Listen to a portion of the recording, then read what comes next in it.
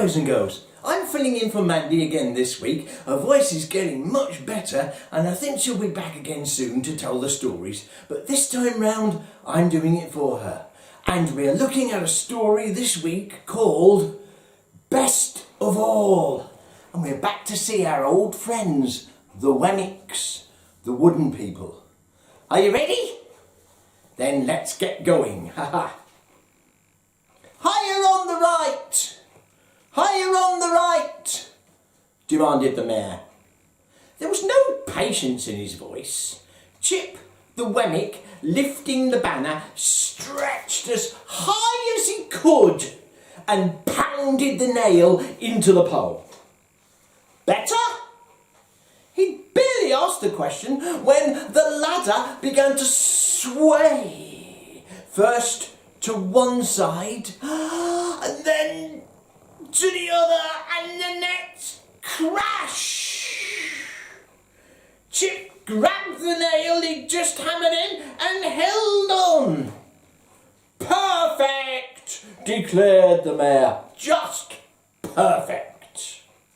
As Wemmicks ran to the rescue of the dangling worker, the mayor's wife read aloud the words stretched in the banner across the street. Wemmicksville welcomes Miss Bess Stovall. Oh! She clapped her hands as she spoke. What a wonderful day! Whoever would have thought that such a famous person would visit our village? You know what they say, don't you? Everyone leaned forward.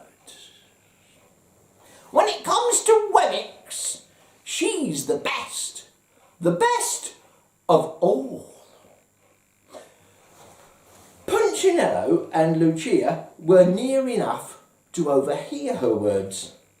Like the rest of the townspeople, they were wooden Wemmicks made by Eli, the Wemmick maker.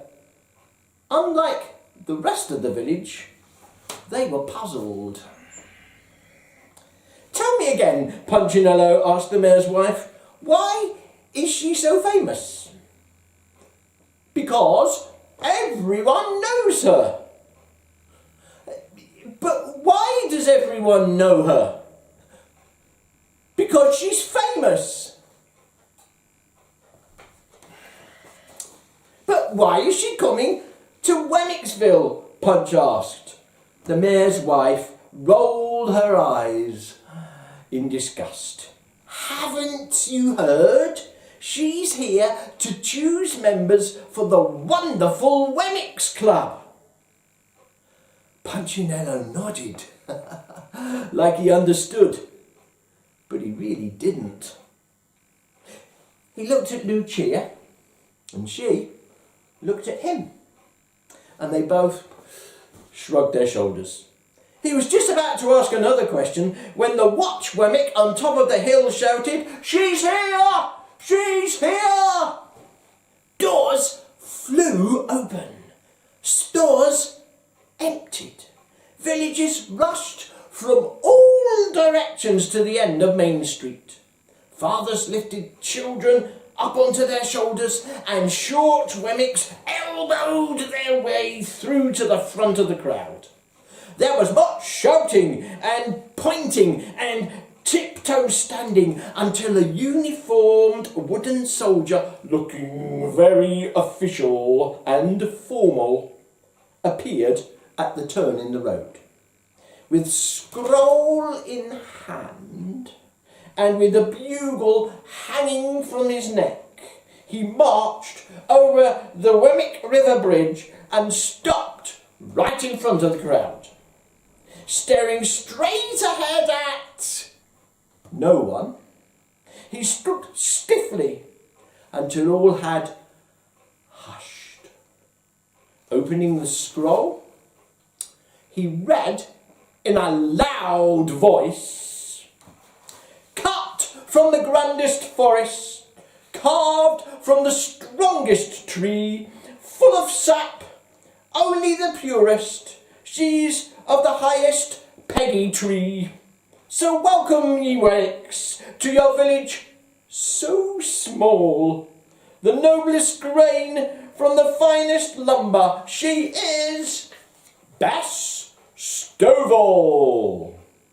With snappy movements, he tucked the scroll under his arm, pulled the bugle to his lips. What the Wemmicks saw next caused a village-wide gasp. A squad of soldiers marched round the corner, shouldering a tall box with curtains. From behind him, Punchinello heard the crowd whisper, "It's her." The box sat on 2 poles, and the poles rested on the shoulders of 4 soldiers. 2 guards walked in front and 2 walked at the back.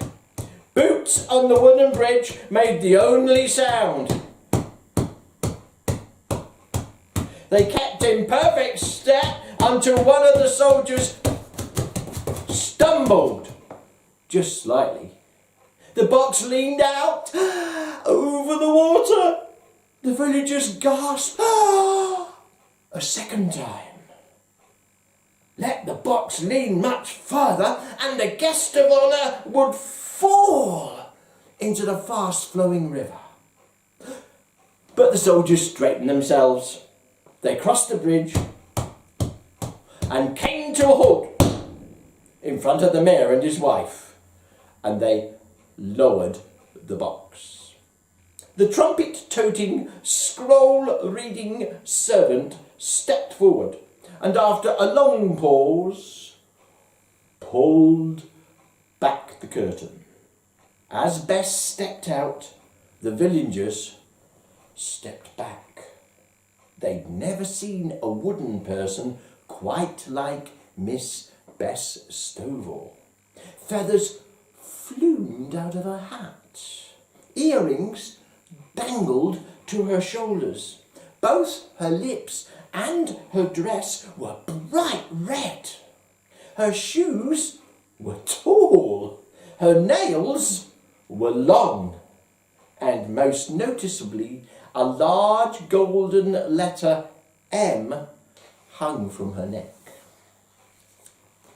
When she snapped her fingers, a sentry handed her a white cloth, and with it she carefully wiped the M and held it up like a mirror before her face. Seeing her reflection, she adjusted her hair and smiled. Bess Stovall was pleased with herself. With eyes peering down her high nose, she held out her hand, allowing it to fall forward at the wrist. Ahem. The mayor's wife understood the gesture. She elbowed her husband. "Kiss it." He did. And when he did, the visitor spoke. "What good fortune is yours that I have come your way?" She smirked, head back, hand still extended. The mayor's wife curtsied and motioned for the other Wemmicks, to do the same. They did, even the men. "Shall we get on with the greetings?" Bess asked. "Of course," answered the mayor. "Everyone in line." One by one, the citizens of Wemmicksville passed before their guest. "Yes, yes," she would reply to whatever was said to her. "Welcome to our village." "Yes, yes." "We're so glad you're here." "Yes, yes." "We are honoured." "Yes, yes." She was less concerned about what they said than what she saw. Occasionally, she would pause and stare deeply at a Wemmick. She examined the nose of the store owner and the ear of his son. She ran a gloved thumb across the hand of the house builder and took a long look at the forehead of the painter. No one knew what she was looking for, and no one asked, though the wife of the mayor acted as if she knew, nodding when the famous guest nodded, and sighing when she sighed.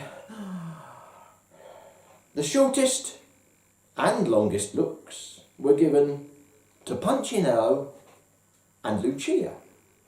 Upon seeing Punchinello, Bess suddenly stepped back before he could touch her hand. Lifting her nose and waving, she instructed, "Go on, go on."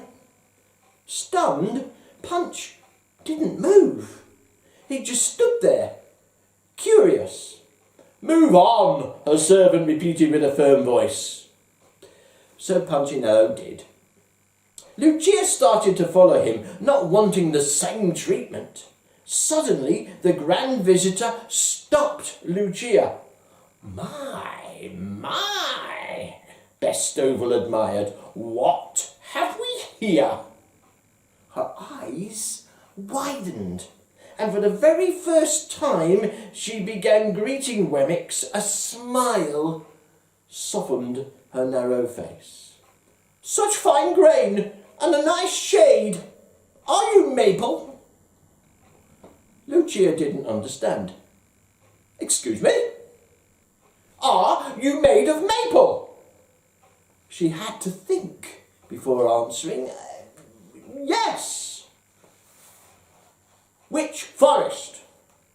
Lucia paused and thought. It took some time to remember. "Majestic," she finally answered. Bess placed her hand over her mouth in surprise. "Then you and I are of the same family tree." "We are?" Bess Stovall laughed. "Of course." She then leaned forward and whispered, "How nice to find someone of my roots. Stay around and we will talk." Lucia did. Between greetings, Bess Stovall would make remarks to Lucia beneath her breath, such as, "Ugh, what knotty timber," or "such an inferior grove," or "definitely from the wrong side of the mountain." Lucia understood none of these comments, but she didn't say so. After all the greetings, Bess signalled for Lucia to step near. "Tomorrow we must chat. I have something for you," she said, fingering her M necklace. With that, she turned and left, escorted by the soldiers and followed by the mayor and his wife. Punchinello approached Lucia. "Did I do something wrong?" "I don't know." "Did you do something right?" "I don't know." "Why is she kind to some Wemmicks and rude to others?" "I think it has something to do with your ancestry." "My what?" "The forest you come from."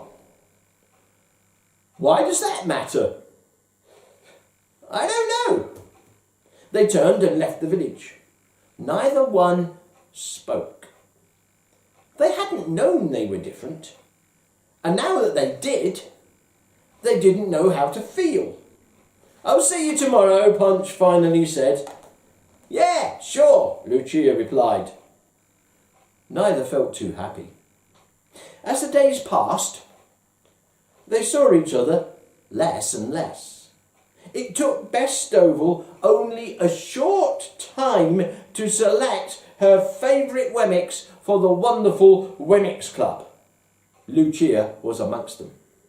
So were the store owner and Mr. and Mrs. Mayor. Bess gave them each an M to wear around their neck. "The M is for maple. You are maples, she explained as she showed them how to polish the medallion. Not all Wemmicks are equal. Some are common, made of pine or elm.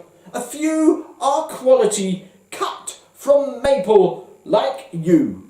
Fewer still of us are from a fine family tree.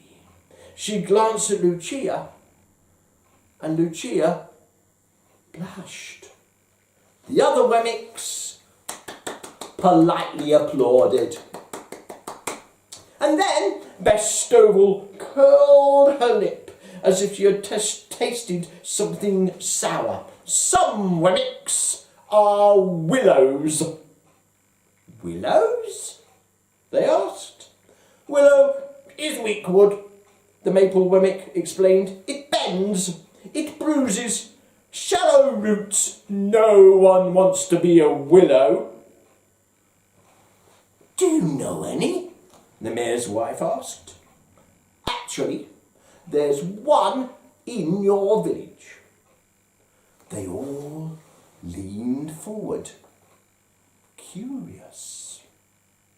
Bess looked again at Lucia. Your friend. Punchinello? Lucia asked. Everyone gasped. I always knew he was weaker, someone said. Been suspecting a bad family for years, another agreed. Such a sapling, added a third. The rest nodded. Lucia nodded with them. From that day forward, Wemmicksville began to change. Townspeople took notice of each other's tree type. The walnuts looked down on the pines. The pines looked down on the elms. The maples looked down on everyone. And everyone looked down on poor Punchinello. Walnuts formed a club and opened several branches. Elms cut a path and named it Elm Street. Maples built a treehouse and hosted polishing parties. Everyone had a group. Everyone, that is, except Punchinello. Even Lucia ignored him. Hi, Lucia, he would say to her. Yes, yes, she would reply, not stopping. She was, after all, cut from the finest trees, and Punchinello was just a willow Wemmick, soft and easily bent. One day, Punchinello felt especially alone. He went to the pine picnic, but no one sat by him. The walnuts were playing games, but no one threw him the ball. He even tried to go to the maple party, but the sign on the door said, Royal Tree Only. Punchinello was very sad. He went for a walk and sat down by the river where the willow trees grew. Why did I have to be a willow? He said aloud to no one. What would you have rather been? The sound of the voice startled Punchinello. He turned and saw Eli, his maker. Maple, Eli continued. Would you rather be made of maple? Punchinello didn't answer. He was both sad and embarrassed. He lowered his head. Eli walked over and lifted Punch's chin with his finger. Other Wemmicks are better, Punchinello told him. Who says? Everyone. Eli sighed, shook his head. Come here. The two walked over to a willow tree and stopped. Punchinello, who do you think knows more? The Wemmicks or the Wemmick maker? Punchinello smiled softly. The maker? Of course I do. Do you think that I knew what I was doing when I made you? The look in Eli's eyes convinced Punchinello that he was about to hear something important. You are special, my child. You are the way you are because I made you that way. You chose my forest. Yes. You chose my wood. Yes. Willow is just as special as maple. Just as special. Then why do the others treat me like I'm not? Here's someone you can ask. Hi, Punch! This time, the voice was Lucia's. Punch turned.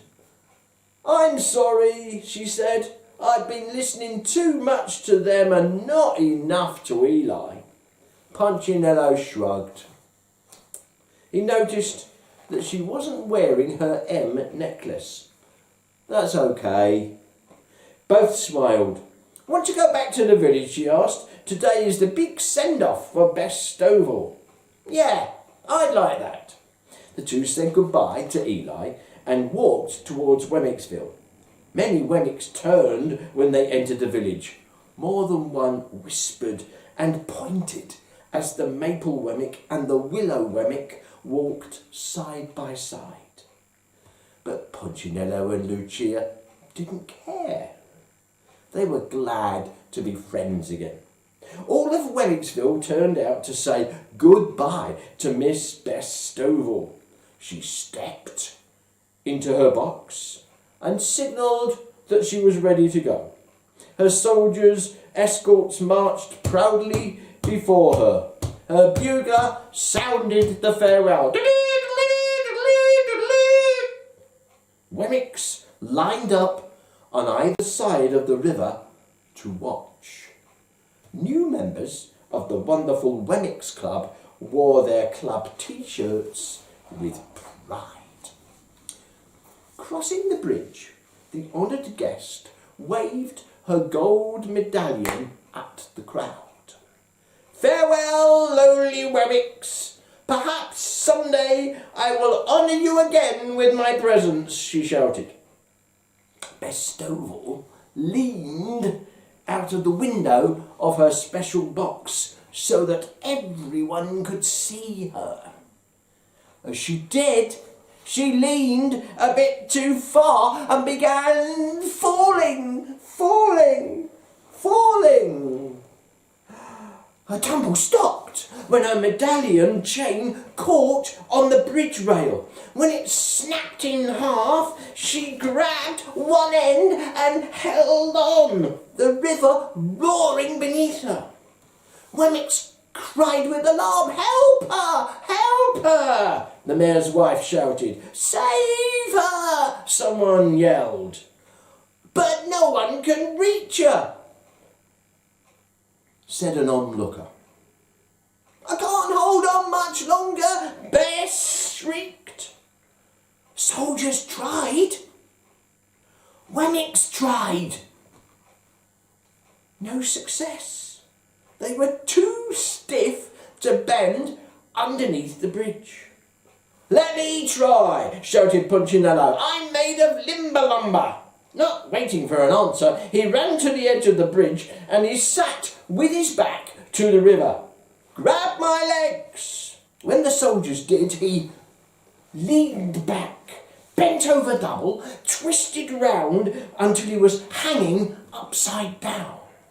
Instantly, he could see the wide-eyed Wemmick. She was clinging to the chain, her feet being pulled by the river. "I'm coming," he shouted. Then, to the amazement of everyone, he bent back, till he was under the bridge, reaching for the desperate Bess. "Take my hand," he offered. This time, she didn't care what kind of wood she touched. She grabbed his hand and held on. "You must let go of the chain," Punchinello instructed. Beth Stovall obeyed the little Wemmick, letting go of her precious medallion and watching it fall into the river below. Splash! Punchinello swung forward, pulling Bess high enough to be grabbed by the soldiers. Within minutes, Punchinello and Bess were safe on the bridge and surrounded by Wemmicks. "How did you do that?" everyone asked. "It's easy when you're made of the right wood," he smiled. For several moments, no one spoke. Then, from the back, one of the maple Wemmicks walked up to Punch. He removed his M from its chain, turned it upside down, making a W. "Enough of all this talk about maples. Let's just be Wemmicks." Hanging the W around Punchinello's neck, he added, "Punchinello, you're the Wemmick of the day." One by one, the maple Wemmicks removed their M's, placing them on the ground near Punchinello. Soon there was a small pile of medallions. Even the mayor and his wife removed theirs, although she took one last look at herself in her M before she set it down. The Wemmicks started back towards town. The last thing anyone could remember about Miss Bess Stovall was seeing the majestic maple down by the river, searching all alone for her precious gold medallion. As for the villagers, they quit talking about ancestries and decided to just be Wemmicks again. And Punchinello, he had a new job in town. "Say, Punch," a new Wemmick friend asked on the way back to the village, "there's a ball stuck in my chimney. Any chance you could reach it?" When Punch did, he looked up the hill. Eli was watching from the porch of his house. Punch waved, and his maker smiled. Wow, wasn't that an amazing story? I just love these Wemmick stories. That was a very long one this time, but how interesting. And how important for each one of us too to learn that every one of us is different. We are not meant to be the same. Nobody's better than you or better than me. I'm not better than him or her. We're all equal. We're all very special. God made us just like he wanted us to be. We're all good at some things. Some are tall, some are short. Some are fast, some are slow. Some are old, some are young. But we're all different and good at something. And that's the thing that he wants us to do. Well, that's it for this week. I'll be back again in just a second with this week's quiz come game. In the meantime, bye for now. Hi, boys and girls. Wow, that was another good story, wasn't it? Let's hope Mandy's back very soon now. Her voice is getting better, and I don't think it'll be long. Would you pray for her and ask God to help her able to speak properly again so that she can share the story? 'Cause she's so good at it, isn't it? Anyway, I've got a different quiz for you today. This is my super stripy coloured bag. And inside the bag are a load of different items. I'm not quite sure what's in there. And I'm not going to take a look. What I'm going to do is dip my hand in the bag, have a rumble around, see what I can feel inside, and I'm going to describe what I can feel with my hand, okay? And I want you to see if you can guess, along with me, what's actually in the bag. All right? Here goes for the first one. Hang on. Oh, I wonder what this is. Well, it's, if you can guess, it's very thin. I reckon it feels like it's about 6 inches long, maybe. When I lift it up, it's very light, it's not heavy. Oh, when I turn the top bit, something pops out at the bottom. Wonder what that is. It feels a bit like a sort of a nib, a point. Hey, hang on a minute. I've got ink on my finger. Ha ha! That gives it away a bit, doesn't it?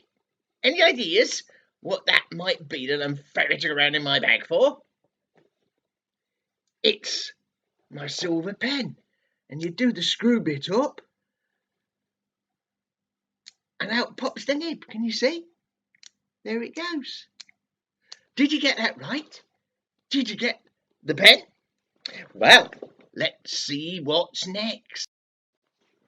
Oh, this is much bigger, but it's still small enough to fit in the bag. Hang on a minute. Well, it feels like most of it's made of plastic, and it's sort of semicircle or half circle, but flat inside. Oh, hang on. It's got 2 padded pouches, one on each side. Quite large, I'd say. I can get them in my hand all right, though. Oh, and there's a wire attached to it. That's not an easy one, is it? Have you got any ideas? It's sort of semicircle like that. Thin plastic, it feels like. 2 padded pouches, one on each side, and a wire connected. Any ideas? I'm not sure you're going to get this one. See if you can guess. Oh, I wonder if you're right. Let's have a look. Look, it's my set of earphones. Can you see them? Oh, a bit tangled up at the moment. There we go.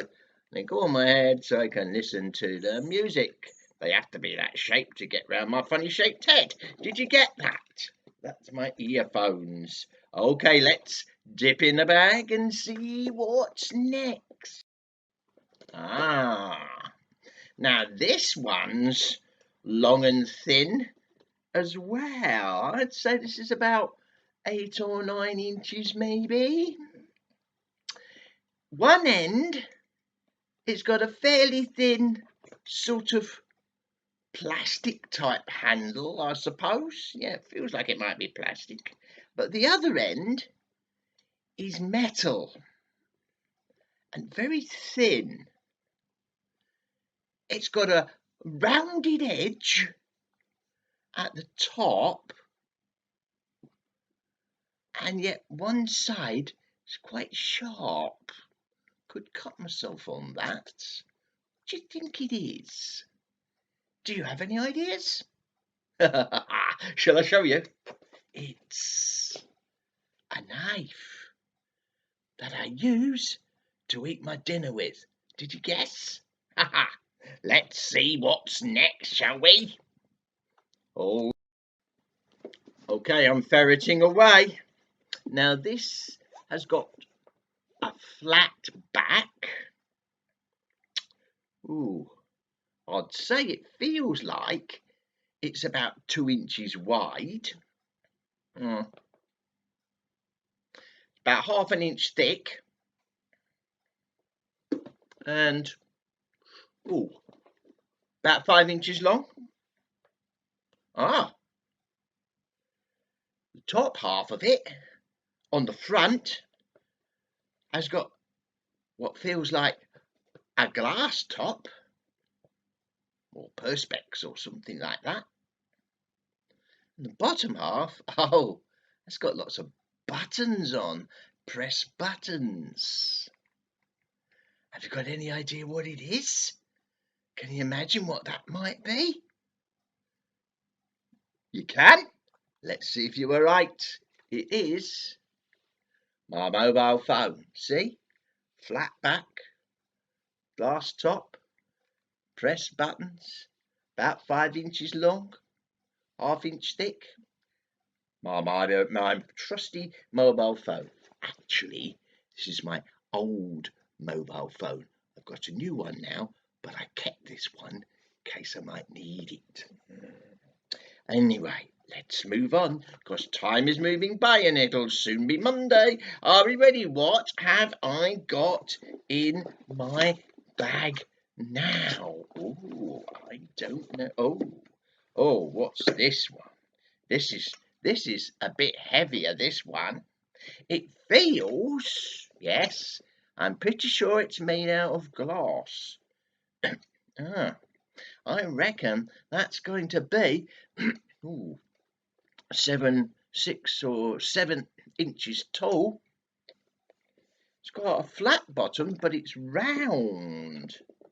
Hang on a minute, I can get my hand inside it. It's hollow.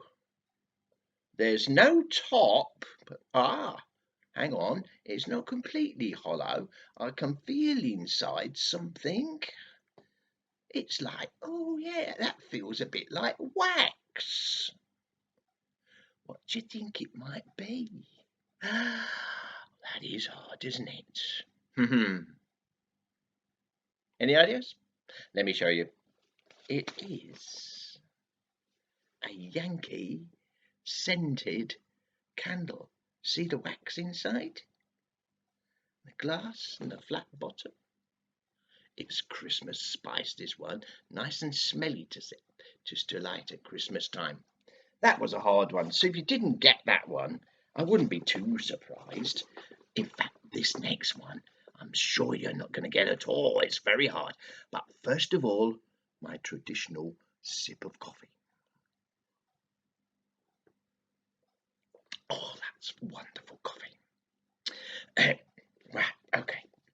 Are you ready? This one feels like it's made of very thin metal. I'd say it was about 2 inches long, maybe.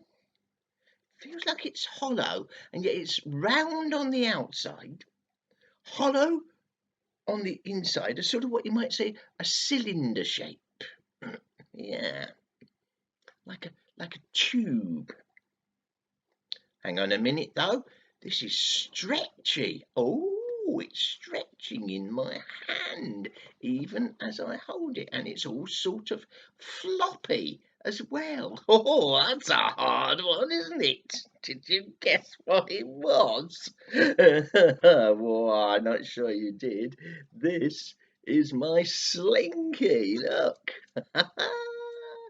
Put it on the stairs and it goes zooming down the stairs, head over heels all of the time. Bet you didn't get that one, did you? I'm sure you didn't. You did? Oh, well done indeed in that case. Well, what about this next one? I'm not sure you're going to get this. Let me describe it to you. It's about 4 inches tall, I'd say. Again, this is round, a bit like those couple of other things we just had, like a sort of cylinder, but this one's got a flat bottom. It's got a screw-on lid. Yeah. It's got, oh, I think it's made out of plastic, this. Yes, it is. It's made out of plastic, and you can get the lid off. Oh, and inside, it's all powdery, sort of flaky stuff. Any ideas? No, you won't get this, will you? This is my really hard one. Oh, you think you have got it? Well, Let's see if you're right. This is my tub of fish food. It's about 4 and 5 inches high. It's got plastic screw on top, a flat bottom, and if I get at the top half, inside, it's got lots of powdery, flaky food for the fish. I wouldn't fancy that for my breakfast, would you? No. Fish love it though. In fact, they've just had some, and they're swimming up to the glass even as I speak, saying to me, "Can we have some more?" But they can't, because fish are a bit greedy and they never know when to stop, and they'll just eat too much and make themselves ill. This is the last one in my bag, I think. Yes, it is. There's nothing else besides this. But what is it? Are you ready? I reckon this is about 3 inches long. It's fairly thin, I'd say, about 3/4 of an inch across. It's got, what's that? Oh, a sort of a loop attached to it at the bottom. One end, oh, it's round. It's round. Yeah, it is. It's round. One end, one end's got, definitely, yes, one end's got glass in it. The other end, it's got a press button on it. I wonder what happens when I press that. Hang on a minute. Oh, I can see a light shining in the bag when I press that button. That might give away what it is. Have you got any ideas? Any ideas at all? Well, it is my little pocket torch. See the loop on the end? It's all nice and round, thin, long, glass end. Press button. When I put the press button on, the light comes on. Did you see it? I wonder how many of my objects in the bag you guessed. Anyway, time has gone and we've got to move on. So, until next Sunday's kids' time, it's Steve saying bye for now.